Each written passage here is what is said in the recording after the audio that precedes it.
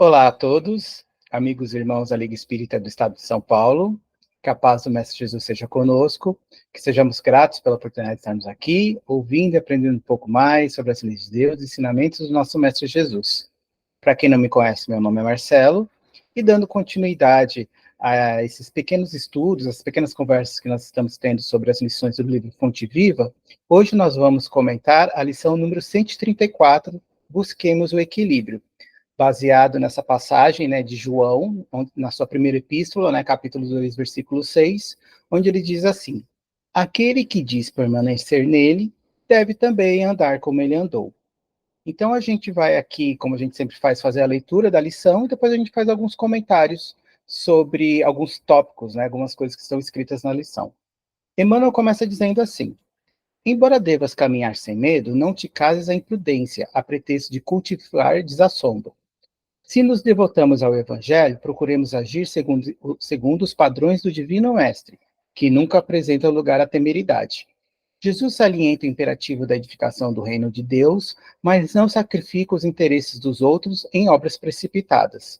Aconselha a sinceridade do sim, sim, não, não, entretanto, não se confia à rudeza contundente. Destaca as ruínas morais do farisaísmo dogmático. Todavia, rende culto à lei de Moisés. Reergue Lázaro do sepulcro. Todavia, não alimenta a pretensão de furtá-lo em definitivo à morte do corpo. Consciente do poder que se acha investido, não menospreza a autoridade política que deve reger as necessidades do povo e ensina que deve dar a César o que é de César e a Deus o que é de Deus. Preso e sentenciado ao suplício, não se perde em bravatas labiais, não obstante reconhecer o devotamento com que é seguido pelas entidades angélicas. Atendamos ao modelo divino, e que não devemos esquecer, desempenhar a nossa tarefa com lealdade e coragem, mas evitemos o arrojo desnecessário que vale por leviandade perigosa.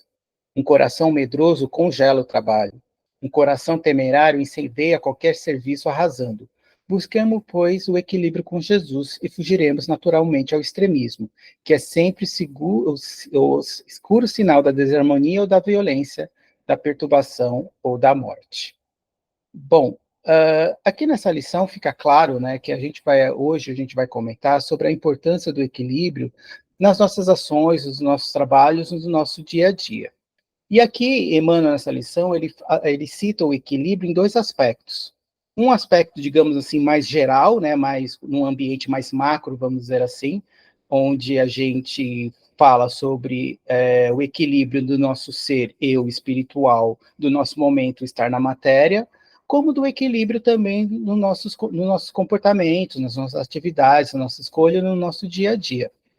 Falando um pouco sobre esse equilíbrio, nesse sentido um pouco mais amplo, do eu no sentido de espírito que eu sou, Emmanuel aqui ele cita dois parágrafos importantes sobre isso, onde ele fala que reergue Lázaro do sepulcro, contudo, não alimenta a pretensão de furtá-lo em definitivo à morte do corpo.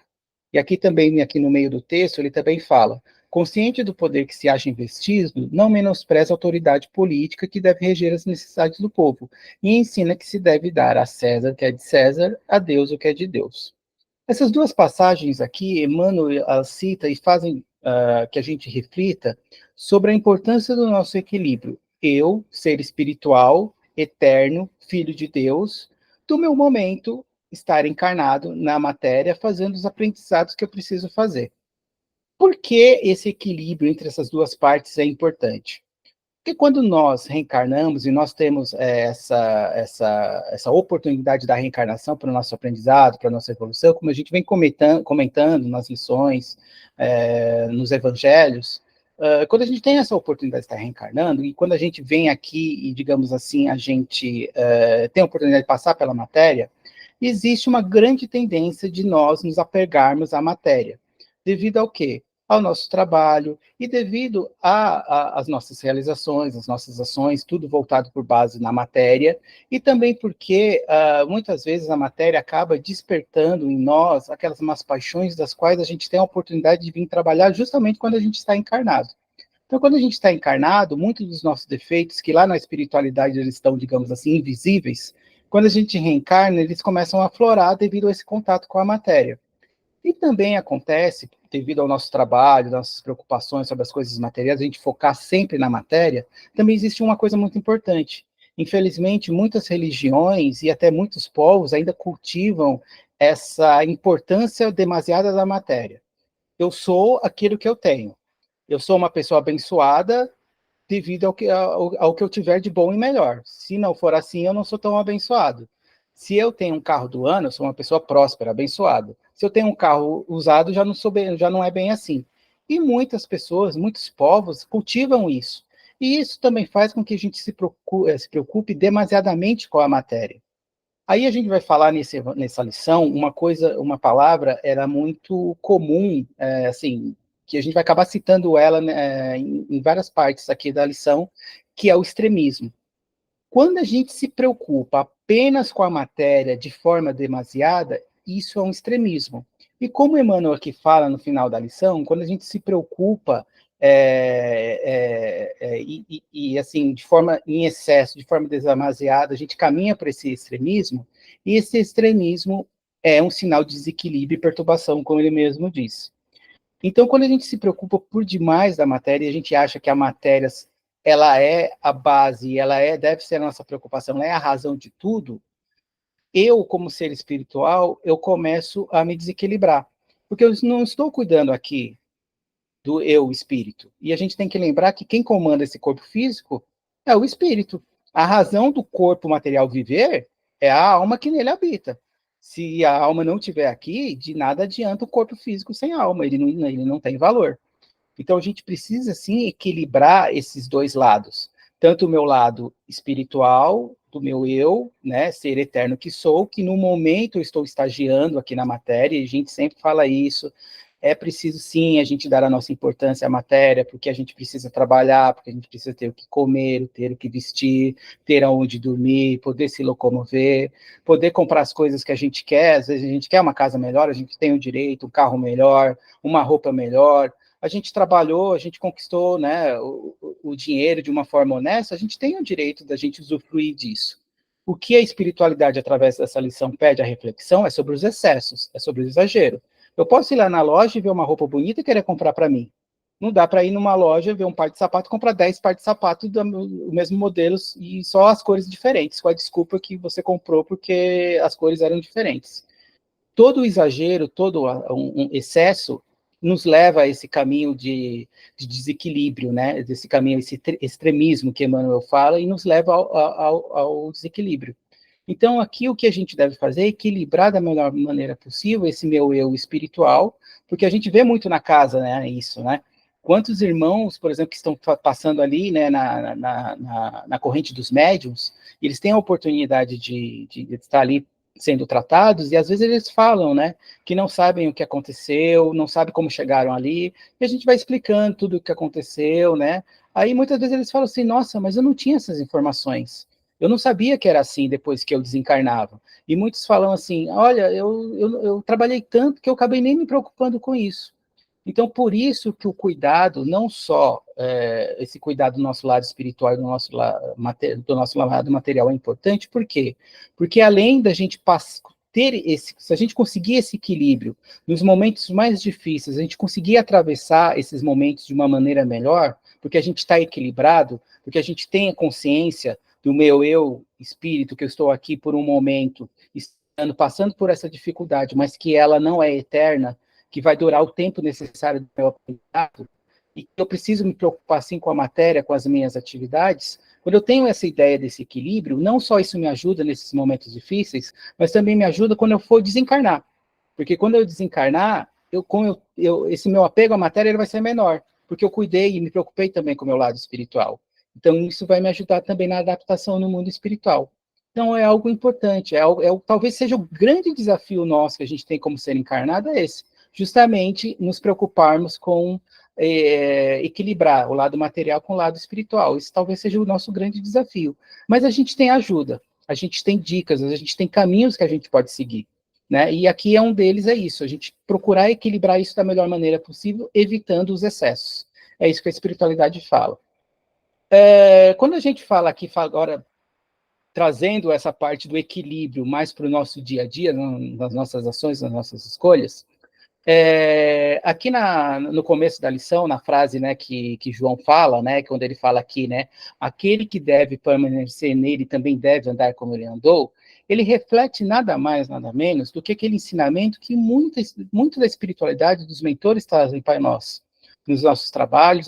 Quando eles têm a oportunidade de nos deixar alguma mensagem, eles sempre falam isso.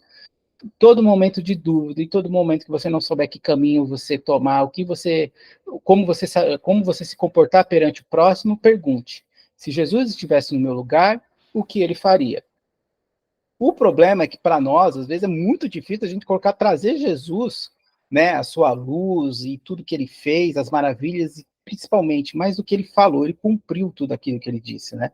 Então, trazer tudo isso e colocar na nossa vida, no nosso momento, às vezes é difícil. A gente vai falar, nossa, eu nunca vou fazer como Jesus fez. E realmente, não é o nosso momento, espiritualmente falando, evolutivo, fazer como Jesus fez.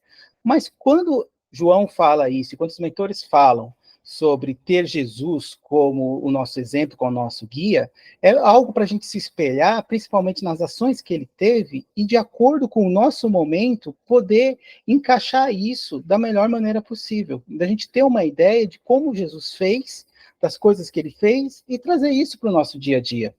Não vamos fazer igual, mas a gente consegue, digamos assim, ter uma ideia, a gente tem um caminho de como fazer, principalmente baseado naquele ensinamento de Jesus de amar ao próximo como a si mesmo. Ele talvez seja o grande mandamento, o grande guia para a gente. Aí Emmanuel, na lição, ele cita alguns exemplos. Por exemplo, quando ele fala aqui no quarto parágrafo, aconselha a sinceridade do sim, sim, não, não, entretanto não se confia à rudeza contundente. Muitas vezes, nós que somos espíritas, e aí a gente tem o exemplo de Jesus como guia, a gente procura seguir a caridade como modelo, como base para as nossas ações. E às vezes a gente fala sim para tudo e para todos, achando que a gente está sendo caridoso, mas na verdade a gente não está sendo. Na verdade, a gente dizer sim para tudo, como a gente está vendo aqui na lição, é também ser extremista, é também caminhar por esse extremismo. Há momentos na nossa vida que a gente vai precisar dizer não para alguma pessoa, para algum momento, ou em algum lugar onde nós estivermos. Porque eu, como ser eterno, eu também tenho minhas vontades e também tenho os meus desejos. E aí, quando eu vou e falo sim para tudo e para todos, eu estou abrindo mão disso em favor do outro, achando que isso é caridade, que eu estou me doando em favor da outra pessoa. E muitas vezes não é. A caridade é uma mão de via dupla. Todos que estão ali estão recebendo, tanto a pessoa que recebe a caridade, quanto a pessoa que faz. E muitas vezes a pessoa que faz, ela está recebendo muito mais do que a pessoa que está recebendo. Isso é caridade. Agora, quando só uma pessoa está recebendo, tem coisa errada. Se a pessoa, por exemplo, um dia ela quer pizza de mussarela, você queria de calabresa, mas aí você vai abrir mão daquilo que você quer e você vai comer a pizza de calabresa. Só que chega no outro fim de semana, você vai querer assistir um filme de romântico, a pessoa vai querer assistir um filme de terror. Você, mais uma vez, abre mão de assistir aquilo que você queria e vai assistir o filme que a outra pessoa estava querendo. Isso não é caridade. Isso a gente está se diminuindo, se desvalorizando. A gente não está dando valor para nós mesmos. Se a gente não está dando valor para nós mesmos, quanto mais as outras pessoas na rua, quanto mais o próximo. Então, há momentos que a gente precisa se posicionar. Aí a gente vai ser rude, a gente vai falar, não, não vou fazer, não quero, e vai bater o pé? Não. Mas a gente vai, como no exemplo aqui, que fala do sim, sim, não, não, a pessoa vai querer a pizza de mussarela, você vai falar, tá bom, hoje vamos comer pizza de mussarela. Mas semana que vem pode ser de calabresa? Ou você vai falar assim, ó, o que você acha da gente dividir, então, a gente pedir uma meia meio? É assim, a gente está se posicionando, e a gente não está agredindo a outra pessoa. E uma outra coisa muito também importante, aqui no outro parágrafo, quando Jesus aqui fala, quando ele foi preso, né, isso aqui é um parágrafo muito bonito, assim, preso e sentenciado ao suplício, não se perde em bravatas labiais, não obstante reconhecer o devotamento com que é seguido pelas entidades angélicas. Se a gente se colocar no lugar de Jesus, naquele momento onde ele estava sendo preso e crucificado, ele, naquele momento, principalmente pela autoridade moral que ele tinha, ele poderia muito bem ter unido todas aquelas pessoas e ter dito, por exemplo, assim, olha, vamos lá e vamos nos reunir, vamos derrubar o Império Romano, por exemplo. E as pessoas o seguiriam, devido ao respeito e à moral que ele tinha. Mas Jesus, ele abriu mão de tudo isso e ele se deixou levar pelo momento, pela situação ali, e teve a maior vitória que qualquer espírito encarnado poderia ter. Naquele momento, muitas pessoas achavam que ele estava sendo derrotado ali na cruz, e muito pelo contrário. A lição de amor que ele nos deu ali, de pedir a Deus para que Deus nos perdoasse dos erros que estávamos cometendo ali com ele, das injustiças que a gente estava fazendo ele passar, né? E ali ele estava tendo um amparo todo da espiritualidade, né? Todos estavam ali ao lado dele, os anjos rogando, rezando, chorando junto com ele pelo sofrimento que ele estava passando, mas todos sabiam que era necessário pelo nosso bem. E Jesus, ele deu esse maior exemplo. E ele poderia ter, por exemplo, seguido o caminho do egoísmo, ter pensado só nele, ter pensado em se salvar, ter pensado em salvar a própria pele. E não, ele deu para a gente o maior exemplo de vitória, daquela aparente derrota, foi a maior vitória que a gente viu uma pessoa encarnada ter aqui na Terra, principalmente no sentido da vitória dos seus ensinamentos, de tudo aquilo que ele nos mostrou, de tudo aquilo que ele nos deixou. E às vezes a gente vê pessoas que se ocupam de posições na sociedade que têm uma certa influência e usam isso em benefício próprio. E muitas pessoas acabam seguindo, e muitas pessoas acabam comprando a briga dessas pessoas. Em nós ainda existe muito forte aquela fagulha da Revolução Francesa, que basta qualquer pessoa acender, a gente já está lá com a espada pronto para a gente brigar por qualquer coisa. E a gente tem um exemplo de Jesus que foi totalmente ao contrário. Ele não pensou, ele pensou no bem da humanidade como um todo, ele não pensou no bem de si próprio. Ele teve a escolha, e ele preferiu seguir, digamos assim, cumprir a missão que foi dada a ele. E é uma reflexão que a gente precisa fazer. Muitas pessoas se deixam levar pelo egoísmo, pensando apenas em si. Então, elas não estão preocupadas com o bem próprio, elas estão preocupadas com o bem de si mesmo, das pessoas apenas ali, no máximo, à sua volta. Então, é algo também que a gente precisa tomar cuidado nesses momentos de transição planetária.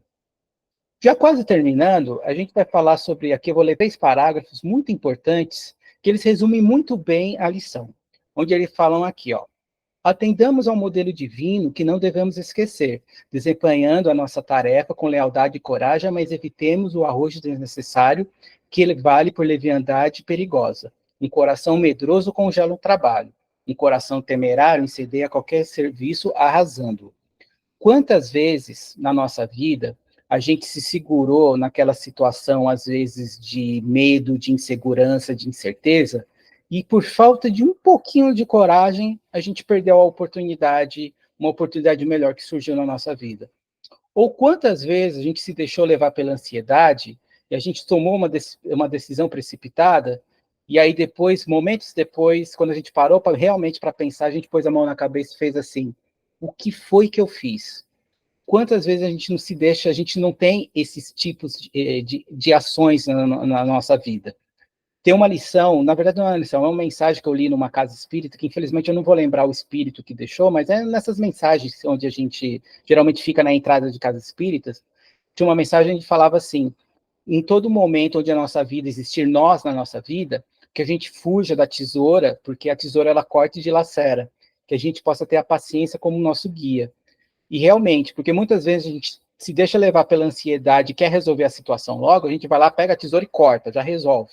Só que muitas vezes esse cortar traz dor e sofrimento. E se a gente tivesse um pouquinho de paciência, as coisas às vezes se resolveriam por si só, a gente não precisaria nem colocar a nossa mão na história. O que essas mensagens querem dizer? Se a gente for parar para pensar, tudo que nos leva a esse desequilíbrio, a esse extremismo, são os nossos defeitos citados aqui nessa lição em vários momentos. É o ser rude, é o ser egoísta, é o ser medroso, é o ser é o ser eu já falei, né? O ser egoísta, é o ser rude, é ser ansioso, é ser impaciente, é ser ganancioso. Toda vez que a gente se deixa levar por esse tipo de sentimento, a gente vai e anda e leva a nossa vida para o desequilíbrio, leva o caminho para o extremismo, e é onde a gente toma atitudes que só nos causam mal. E aí, como a gente vai cuidar disso? Como a gente consegue melhorar? Aí entra o ensinamento justamente do oposto, de trabalhar as virtudes, né? Se naquele momento de ansiedade eu tivesse um pouquinho de paciência, eu teria evitado de tomar uma decisão errada. Se naquele momento onde eu, digamos assim, não tivesse, estava sentindo medo, estava me sentindo inseguro, mas se eu tivesse um pouquinho de coragem, eu teria conseguido aproveitar aquela oportunidade da melhor maneira possível. Então, é trabalhando as nossas virtudes que a gente vai saindo desse extremismo que os nossos defeitos, as nossas paixões nos levam, e a gente vai trazendo nossa vida mais para o caminho do meio. A gente combate os nossos erros, as nossas falhas, desenvolvendo as nossas virtudes. É difícil? É, porque primeiro a gente tem que reconhecer os nossos defeitos, e aí o negócio já começa a complicar. Mas quando a gente percebe, e aí a gente começa aos poucos trabalhando essas virtudes, a gente vai saindo desse extremismo e vai colocando a nossa vida aqui, no caminho do meio, que é onde Jesus ensinou. Jesus ensinou que não é o céu, não é só o céu, não é só a terra, não é só a direita ou só a esquerda, não é 8 ou 80, é sempre o caminho do meio. Quando a gente está andando num caminho que a gente acha que é só isso que está certo, que é só esse modelo que está certo, tem algo errado. Esse não é o ensinamento que Jesus deixou. Jesus deixou sempre foi o equilíbrio, o caminho do meio. A César o que é de César, a Deus o que é de Deus. É o sim, sim, não, não. É saber se posicionar com amor, é equilibrar a nossa vida. Então, o que fica dessa nossa lição, já terminando, fica essa reflexão para que a gente possa fazer durante a nossa semana. Estamos tendo alguma atitude que nos leva a esse desequilíbrio? Eu estou com a minha vida desequilibrada em algum sentido? Será que eu estou tendo algum comportamento, alguma ação que me leva a estar desequilibrado? Essa é uma reflexão que a gente pode fazer durante a semana e lembrar. Se a gente conseguir reconhecer isso, qual que é a virtude que vai me fazer equilibrar melhor isso, que vai combater esse defeito que ainda existe em mim? Esse é um trabalho, uma reflexão importante que a gente pode fazer durante essa semana. Espero que tenham gostado da lição, essa era a mensagem que a gente queria trazer, aproveitando, já desejando, né, uma semana muito equilibrada e abençoada a todos, e que, se assim Deus permitir, a gente possa se encontrar semana que vem. Que assim seja, graças a Deus. Até lá, então.